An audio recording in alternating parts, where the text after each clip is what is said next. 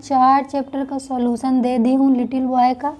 अब 5वां चैप्टर का सॉल्यूशन आज देने जा रही हूँ, स्थलाकृति विज्ञान और स्थल रुद्ध का। तो 5वां चैप्टर का फर्स्ट क्वेश्चन है कि निम्नलिखित में से कौन सी वैज्ञानिक शाखा पृथ्वी की स्थलाकृति विशेषताओं के वर्णन और वर्गीकरण से संबंधित है। ये है भू आकृति विज्ञान। मैदान उन घुलनशील चट्टानों जैसे चूना पत्थर और डोलोमाइट के अपक्षय के कारण बनते हैं। क्या बनते हैं? कास्ट बनते हैं। निम्नलिखित कारकों जैसे पानी, हवा और बर्फ द्वारा परिदृश्य का क्षय कहलाता है, अपरदन कहलाता है।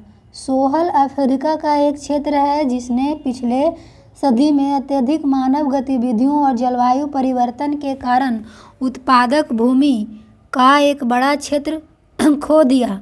यह क्षेत्र कहाँ था? रेगिस्तान का एक स्पष्ट उदाहरण है।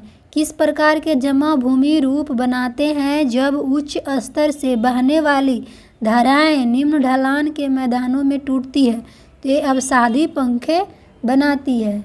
मशरूम चट्टाने के कारण बनती है, वायु अपरदन के कारण बनती है मशरूम चट्टाने। निम्नलिखित में से कौन सा कारक मिट्टी के निर्माण को प्रभावित नहीं करता है? भूस्खलन है जो मिट्टी के निर्माण को नहीं प्रभावित करता है। निम्नलिखित में से कौन सा भूस्खलन का एक व्यापक शमन तकनीक नहीं है? तो ये है भूस्खलन को रोकने के लिए वनस्पति आवरण की कमी, ये नहीं है। भारत में सबसे बड़ा दून निर्माण कौन सा है? ये देहरादून है। हिमोढ़ शब्द का क्या अर्थ होता है? हिमनद द्वारा परिवहन और जमा किया गया सामग्री। जब रेत के कण बहुत बारीक और हल्के होते हैं तो हवा उसे बहुत दूर तक ले जा सकती है। जब ऐसी रेत बड़े क्षेत्रों में जमा होती है तो इसे कहा जाता है लोएस, इसे लोएस कहा जाता है। एक अंडाकार आकार की पहाड़ियाँ की श्रृंखला का नाम बताइए जिसे हिमनीकृत प्रवाह द्वारा शिल्पित किया गया है। ये ड्रमलीन है।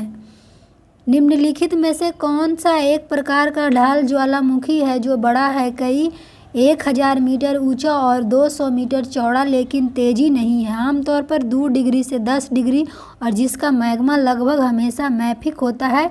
कियाउल ज्वालामुखी हवाई द्वीप में। पृथ्वी की सतह पर चट्टानों के टूटने को क्या कहा जाता है? अपक्षय कहा जाता है। समुद्र के पानी से लगभग लंबवत ऊपर उठने वाले खाड़ी चट्टाने तट को कहा जाता है? समुद्री चट्टान कहा जाता है।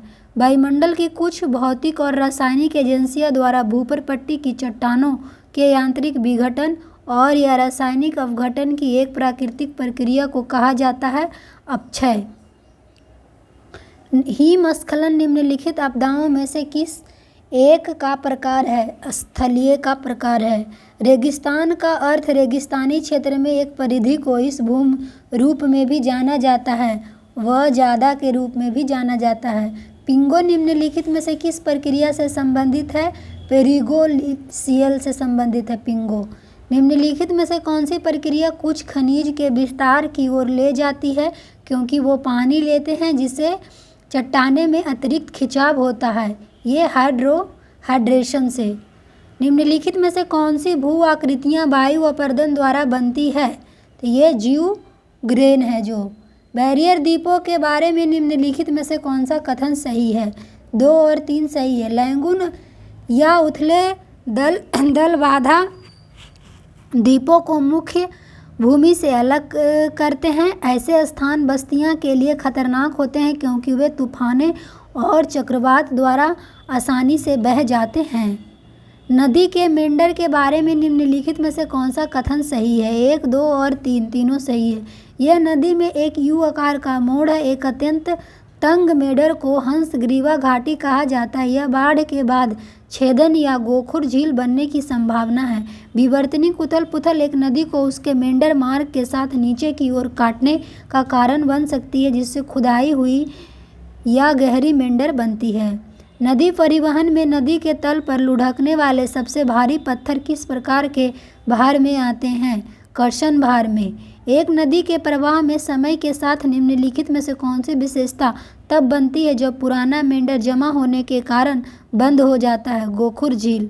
गुफाएं, मेहराब, चट्टानी स्तंभ और अस्तंभ किस एक के परिदृश्य विशेषताएं हैं? लहर के। निम्नलिखित में से कौन से रासायनिक मौसम के प्रकार नहीं हैं? नमक क्रिस्टल वृद्धि, ये रासायनिक मौसम के प्रकार नहीं है। मृदा प्रवाह एक भू आकृति प्रक्रिया है जिसमें एक विशेष प्रकार की मिट्टी का प्रवाह शामिल होता है जो कि देखा जाता है परमापाला क्षेत्र में। बरखान के बारे में निम्नलिखित कथनों पर विचार करें। 1 और 3 सही है। ये भू आकृतियाँ भारत के थार रेगिस्तान में पाई जाती है। बरखान के दोनों छोर को हॉर्न कहा जाता है। ड्रमलीन के बारे में निम्नलिखित में से कौन सा कथन सही है? ये एक सुस्पष्ट रूप से दिया हुआ पहाड़ी आकार है जो हिमानी अवशेषों में टील मैदानों पर बना होता है।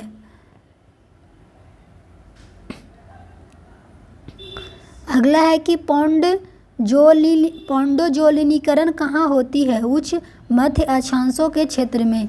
अंडों की टोकरी स्थलाकृति किससे संबंधित है? हिमोढ़ से संबंधित है। वह प्रक्रिया जिसके द्वारा कुछ खनिज पानी को अवशोषित करते हैं, फैलाते हैं और बदलते हैं उसे कहा जाता है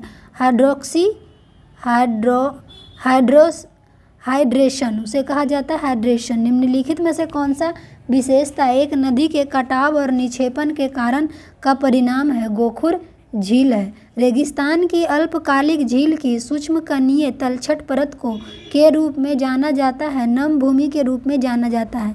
निम्नलिखित कथनों पर विचार करें। चट्टानें लंबे समय तक अपनी मूल स्थिति में नहीं रहती और परिवर्तन का सामना करती है। चट्टानों का परिवर्तन मौसम, कटाव और रूपांतरीकारी क्रिया के कारण होता है। 1 और 2 दोनों सही है। निम्नलिखित में से कौन सा गर्म उष्णकटिबंधीय रेगिस्तानी क्षेत्र में मौसम का सबसे प्रचलित रूप होने की संभावना है? यांत्रिक। एक भौगोलिक घटना के बारे में निम्नलिखित विशेषताओं पर विचार करें। हिम स्खलन होता है जब एक खड़ी पहाड़ी को बर्फ और बर्फ के धाराओं का गरजना यह चक्की चालक और पर्वतारोहियों के लिए खतरनाक है। इसमें गिरने, लुढ़कने, फिसलने और सामग्री के बहने का मिश्रण शामिल है। जब पहाड़ी क्षेत्र की यात्रा कर रहे होते हैं तो आप एक विशाल चट्टान देखते हैं जिसे भारी बारिश के कारण ढीला किया गया था और वह नीचे की ओर बढ़ गई। यह निम्नलिखित प्रक्रियाओं में से किसके कारण हुआ? 1, 2 और 3। द्रव्यमान अपक्षय, कटाव और मौसम, तीनों के कारण। यदि आप हिमोढ़, हिमनद, मृद कटक और बहिर्वाह मैदान देखना चाहते हैं तो आपको निम्नलिखित में से किस संघीय क्षेत्र का दौरा करना होगा? लद्दाख का दौरा करना होगा।